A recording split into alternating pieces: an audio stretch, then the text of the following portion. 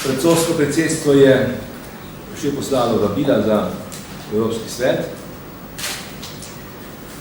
V teh vabilih je nekaj indikacij, kaj bo tema pogovora, oziroma o čem se moramo sporazumeti. Najprej se moramo sporazumeti o uresničevanju tistega načrta, oziroma tistega sporazuma, ki ste ga podpisala tako Jušenko kot ruski predsednik Medvedev. Torej, gre za potrditev dokumenta o premirju, ki ga je predsednik sveta Sarkozy dosegel 12. augusta. Potem treba bo določiti mehanizme, s katerimi bo mogoče nadzirati premirje oziroma situacijo. Mislim, da lahko z gotovostjo rečem, da se bo Evropski svet zavzel za mirno in trajno rešitev konflikta. Seveda bo potrebno organizirati tudi humanitarno pomoč. Predvidevamo donatorsko konferenco, ki naj bi pač pomagala, da se Gruzija gospodarsko postavi na noge, da ne bo več škode.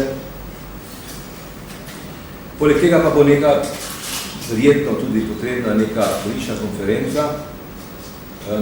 Spomnite se, da je predlagala nemška kanclerka nedavno tega. Mi bi si želeli morda še nekoliko širši krog udeležencev, o tem bo najbrž tekel pogovor v Bruslju.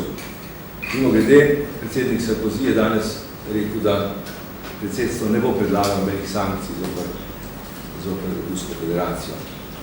Torej, celoti gledano, ali pa če hočete na kratko. Marina Mark-Reuters, a se vam zdi? Ali se vam zdi ustrezno, kot pravite, da je gospod Sarkozy rekel, da nobenih sankcij, nobenih ukrepov zoper Rusijo ne bo? In kakšno je sploh vaše mnenje do neodvisnosti teh republik in do zadnjih napovedi, da ne bi prišlo do združitve z Rusijo? Poglejte, odločitev bo znana v ponedeljek. Ali bodo sankcije, ali ne bodo sankcije. Pri nas v Sloveniji nismo posebej naklonjeni sankcijam za Rusko federacijo, čeprav seveda mislimo, da je potrebno govoriti zelo odkrito, da je s ruskimi prijatelji treba govoriti zelo odkrito in da je potrebno pač spoštovati tisto, kar sta se predsednik Sarkozy in predsednik Medvedev dogovorila. Rusija se mora umakniti na tiste položaje, ki jih je nasedala pred začetkom sovražnosti. In če se bo to zgodilo, potem seveda bo pogovor lažji. Nekateri tudi v Evropski uniji si želijo konfrontacije, torej med Evropsko unijo in Rusko federacijo, pa tudi nekateri zunaj Evropske unije si morda to želijo.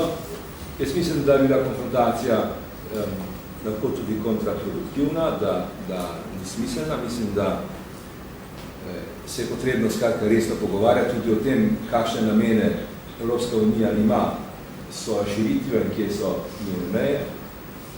Mi smo nekajkrat domnevali, nekajkrat smo se zelo približali definiranju meja Evropske unije, dokončno pa nismo še nikoli rekli, kje naj bi bile. Kot veste, imamo opraviti z različnimi stališči, različnimi pogledi na vprašanje Turčije, na vprašanje Ukrajine, na vprašanje Gruzije in tako naprej. Mislim, da bi bilo prav, ko bi se v Evropski uniji nekoč čim prej seveda zedinili o tem, kje naše meje prihodnosti bodo.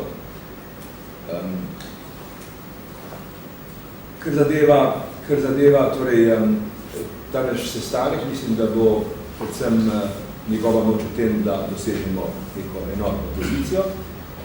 Glede rešitve vprašanja med Gruzijo in Rusko federacijo, želimo pa si, da bi se v prihodnosti torej vključili tudi v reševanje celotnega vprašanja Kaukaza, sporov, ki jih imenujemo tudi zamrzani konflikti. Spomnite se, da je bila Slovenija leta 2005 predsedujoča v Organizaciji za varnost in sodelovanje v Evropi in smo takrat se zelo veliko ukvarjali zamrznjeni konflikti. Bodi si, da gre za Pridnjester, na meji med Moldovo in Ukrajino, bodi si, da gre za konflikt med Armenijo in Azerbajdžanom, Nagorno-Karabah. Bodi si, da gre za ti dve pokrajini oziroma deželi, Abhazijo in Južno Osetijo, ki sta formalno del Gruzije in ki v tem trenutku pač, kako ne rečem, ki se oddaljujeta od Gruzije, kar je seveda zelo zaskrbljujoče. Kaj mislite o primerjavi celega problema z Kosovom? Da je priznanje Kosova sprožilo vrsto drugih konfliktov? Kaj mislim o tem? Mislim, da je to zelo neumna teza in napačna teza.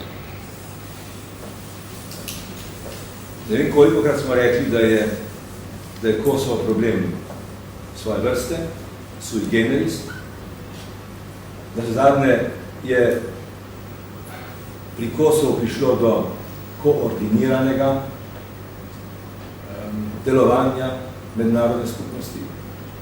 Za vprašanje Kosova smo imeli, spomnite se, kontaktno skupino, smo imeli Kvinto, smo imeli celo vrsto sestankov, smo izbirali datume, smo se dogovarjali z našimi kosovskimi prijatelji in tako naprej. Na noben način ni mogoče tega, kar se je zgodilo s Kosovom, primerjati s tem, kar se dogaja v Gruziji. Vi ste dejali prej glede vrha in predlogov in idej o sankcijah v zvezi z Rusijo, ki se z dnevo dan spreminjajo. Poslanci prihajajo na takšne informacije, naslednji na drugačne kontre. Vi ste dejali, v Sloveniji niste Slovenija ni naklonjena sankcijam. Me zanima, če lahko poveste, katere države Evropske unije pa so tiste, ki so najbolj zagrete in v kakšnih sankcijah pravzaprav razmišljajo. Kako govorijo njih? No, razmišljanja so različna. Jaz zdaj ne morem biti čisto natančen, ker se tudi tam, odkoder te ideje prihajajo, stvari spreminjajo iz dneva v dan. Mi bomo jutri videli, oziroma v ponedeljek videli, kakšne bodo pozicije posameznih držav. Tiste države, ki so imele v preteklosti v zgodovini nekaj težav s Sovjetsko zvezo, lahko si predstavljate, imajo bolj trda stališča, bolj ostra stališča do Ruske federacije in do teh dogodkov.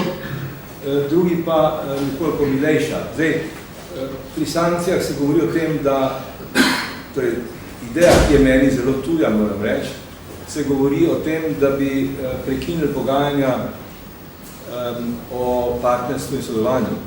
Vi se spomnite, da je bila Slovenija tista, ki je dosegla po dolgih mukah, po dolgih komplikacijah mandat za takšna pogajanja. Jaz mislim, da bi se ta pogajanja morala nadaljevati, pa ne zato, ker bi želel, dajati kakšne prijazne signale, ampak zato, ker ravno pogajanja, pogovori omogočajo, da si stvari povemo neposredno, da se problemi dajo na mizo. Kot veste, v mandatu piše, da so zamrznjeni konflikti in da je problem Gruzije del našega dnevnega reda.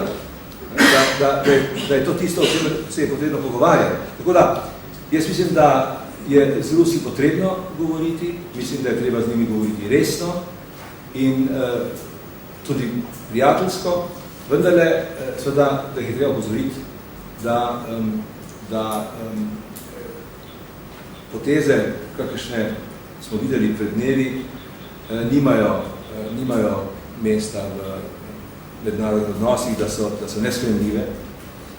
Kot veste, med tistimi 6 točkami piše tudi to, da se morajo pač Rusi umakniti na položaje, ki so jih zasedali pred začetkom teh soglasij. Na tej točki seveda se mi zdi soglasje popolno in tudi ne dvomim o tem, da bomo na tej točki dosegli soglasje. Boste pritisnili tudi na Gruzijo, da spomni svoje obveznosti? Absolutno je potrebno dopovedati tudi našim gruzinskim prijateljem, da imajo suverene države v mednarodnih odnosih svoje dolžnosti, ne samo pravice. Kot veste, gre za delikatno problematiko večetničnega ozemlja, za problem mnogokulturnega, medkulturnega, večkulturnega sporazumevanja in sožitja. In nekaj takšnih problemov smo sami izkusili nekoč v Jugoslaviji in mislim, da je bilo narobe, če bi odstopili od svojih načel v tem primeru.